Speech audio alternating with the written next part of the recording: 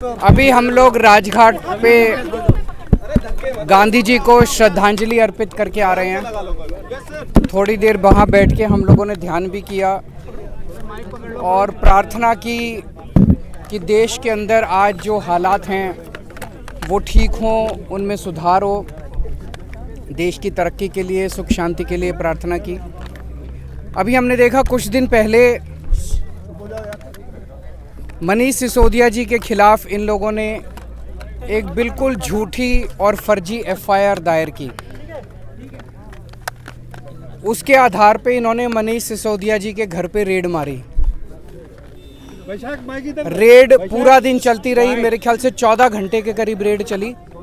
मनीष सिसोदिया जी के घर में सारे गद्दे, दीवारें, कुछ भी नहीं छोड़ा, सब छान मारा उन्होंने। उसके बावजूद लास्ट में उनको एक भी पैसे का अनअकाउंटेड कुछ नहीं मिला।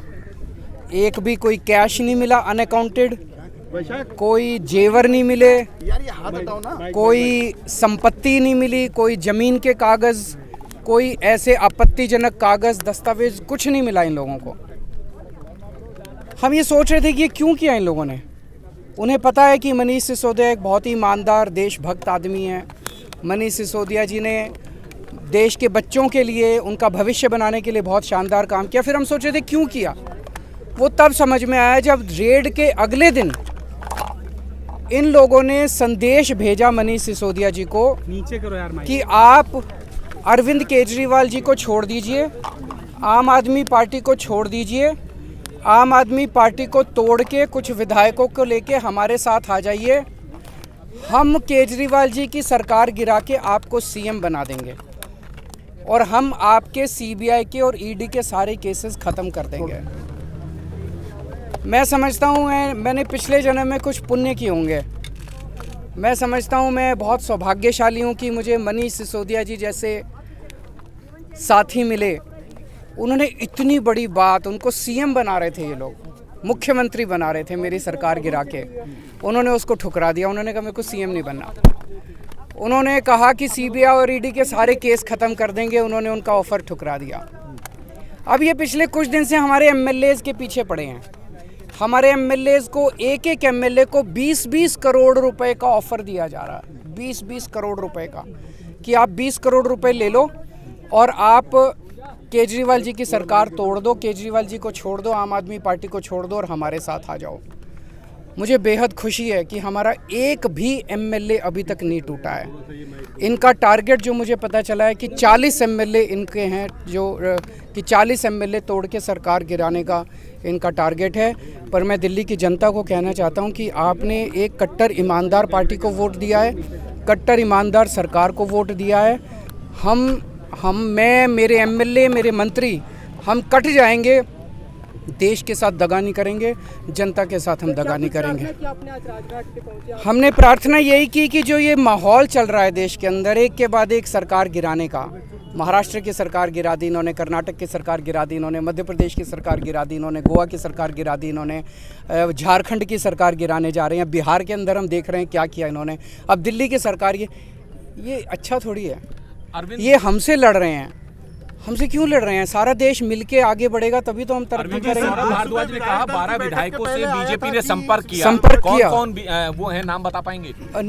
नाम कल बताए थे 4 लोग, तो आपके साथ बाकी भी बता देंगे। आपको चिंता क्यों करते हो?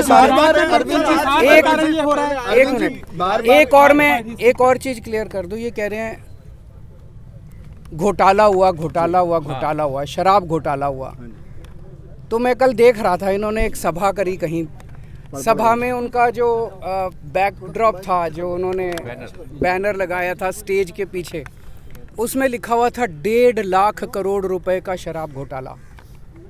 यार 1.5 लाख करोड़ तो दिल्ली का बजट ही नहीं है। दिल्ली का बजट 70,000 करोड़ है। फिर मैंने देखा कि वहीं पे सभा में कोई बंदा खड़ा हुआ, उसने पूछा जी घोटाला क्या है? तो सारे एक दूसरे की तरफ देख रहे थे, घोटाला क्या है।